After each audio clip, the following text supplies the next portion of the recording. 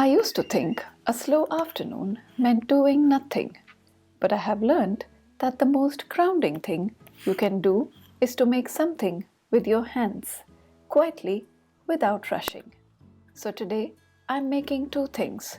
One that takes me straight back to India, toasted lentils, curry leaves, warm spices, and one that has quietly become a part of my life here in the UK, golden, oaty, and deeply comforting. And in between, we'll step outside, walk a little, and look at the garden. Come spend this afternoon with me.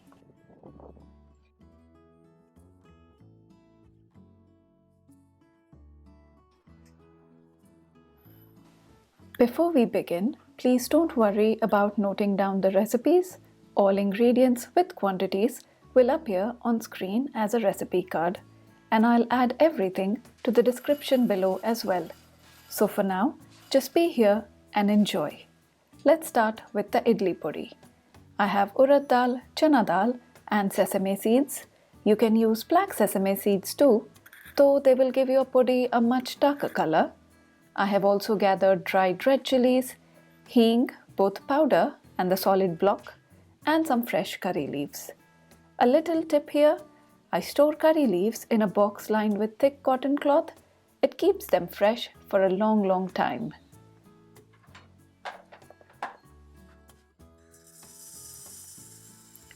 I'll start with the urad dal, dry roasting on a medium-low flame. It takes patience, but slow roasting is what draws out that deep, nutty aroma. You can also use your oven if you prefer. While the dal roasts, I'm gathering the dried red chillies. I love using pedigai chillies for podi. They give a gorgeous deep color without making the podi too spicy. That's the quiet secret to a beautiful podi that doesn't overwhelm.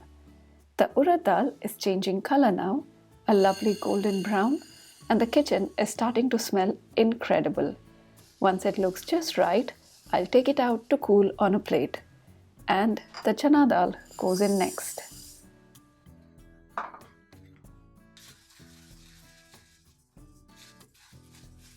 So while the chana dal slowly roasts, let me start the flapjack prep.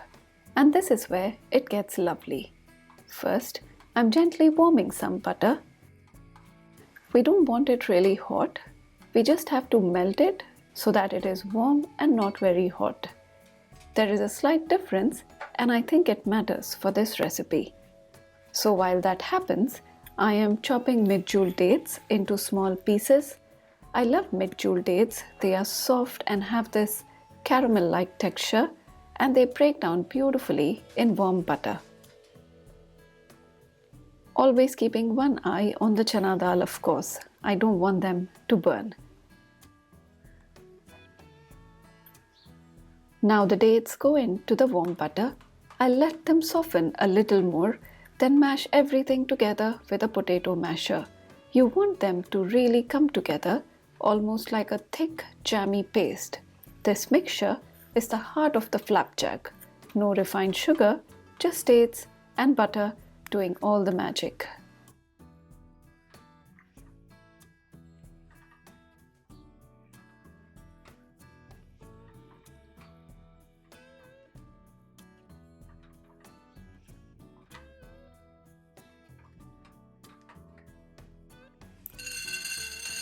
The chana dal is done, perfectly golden.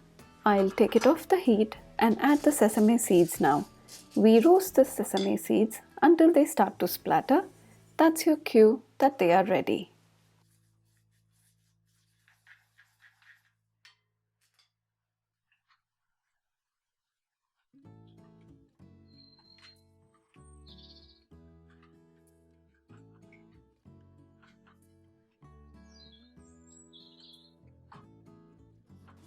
The sesame seeds are now ready.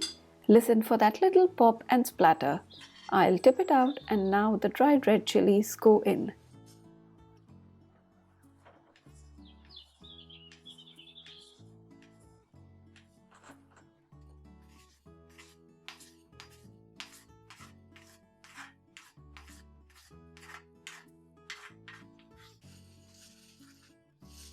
These need a little care, medium to low flame, and you're watching for a shift in color and that unmistakable dried chili aroma.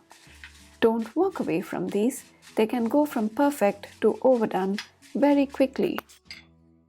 So while the chilies roast, let me show you how the butter and dates mixture is coming along. Look at that. It's thick now, deeply golden, and the dates have completely softened into the butter. It smells incredible, I tell you. And on a slow afternoon like this, the smell alone feels like a reward.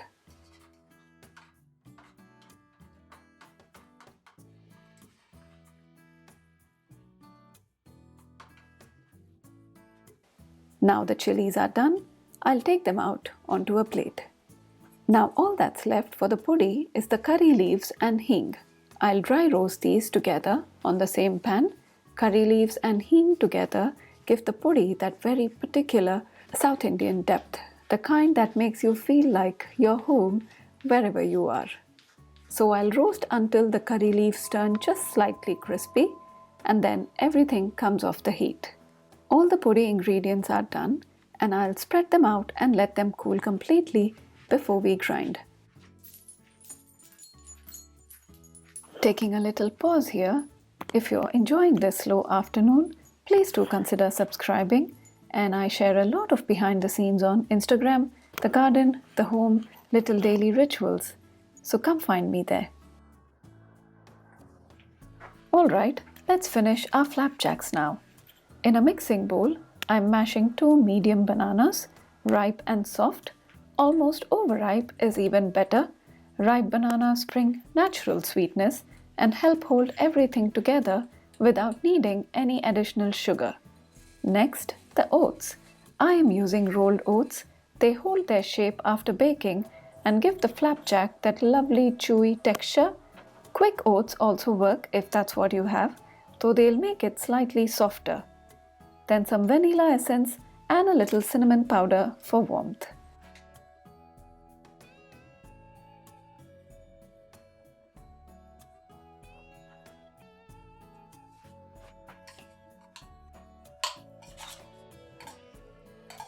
And now the dates and butter mixture joins everything. Mix it all well, making sure every bit of oats is coated in that gorgeous butter.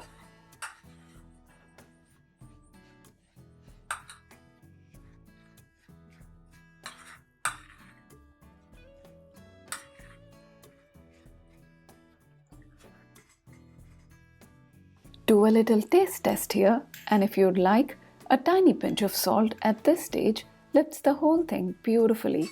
It balances the sweetness in a way that's quite unexpected. Trust me on this. I'll now line a baking pan with butter paper and transfer the mixture in. Press it down firmly and evenly. You want it compact so it holds its shape once baked.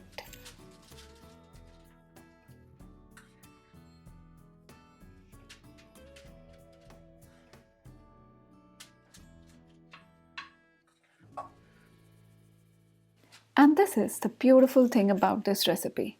It is wonderfully forgiving. Add crushed nuts, dried berries, dark chocolate chips, whatever feels right to you. There is no wrong version of a good flapjack.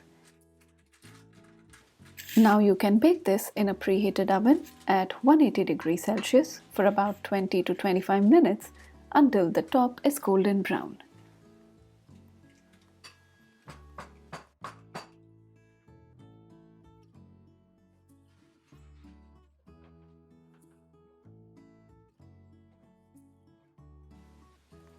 And now we wait, but not idly, because the dal has cooled completely. And this is my favorite part, the grinding.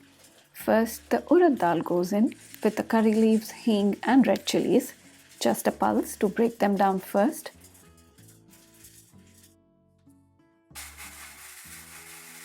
When the urad dal is slightly coarse, I add the chana dal and sesame seeds. And then slowly, carefully, I bring it all to the consistency I love, which is slightly coarse and not fully fine. I alternate between pulse and half speed, and this gives me control over the texture. So now the podi is done, and it smells wonderful. I'll store it in a clean dry jar. This stays fresh for weeks and nothing like hot idlis with fresh homemade podi.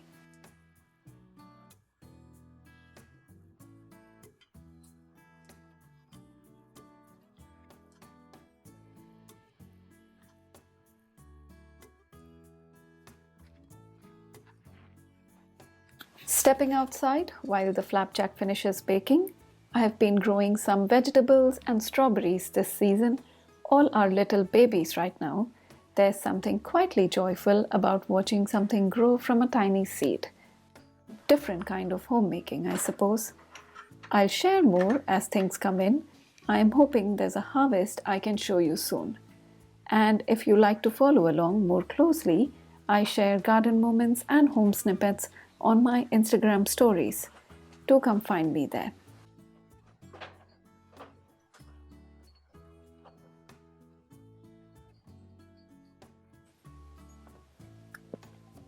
And the flapjack is ready.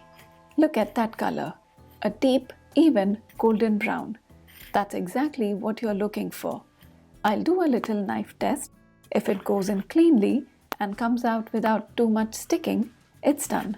And this one is perfect. I'll cut it into small squares. Smaller pieces are easier to share and easier to enjoy slowly. This recipe has become one of my quiet favorites, and I'll tell you why. I am not usually a big fan of oats, but flapjacks, this is the one way I truly love them. Warm, satisfying, and made of things you almost always have at home. It also makes for such a lovely snack for children.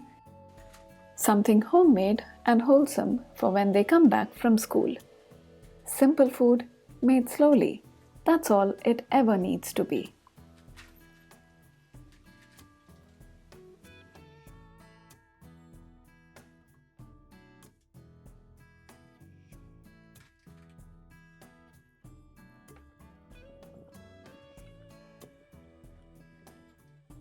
And we've come to the end of our slow afternoon.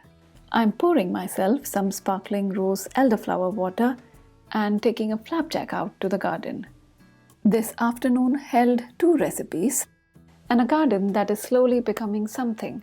I think that's what home feels like, a work in progress that you love anyway. Thank you so much for spending this afternoon with me. Leave me a comment. Which recipe will you try first? The idli podi or the flapjack? I read every single comment and I'll be looking out for you there. See you soon, and if you love slow home content, please do subscribe. It means more than you know. Thank you.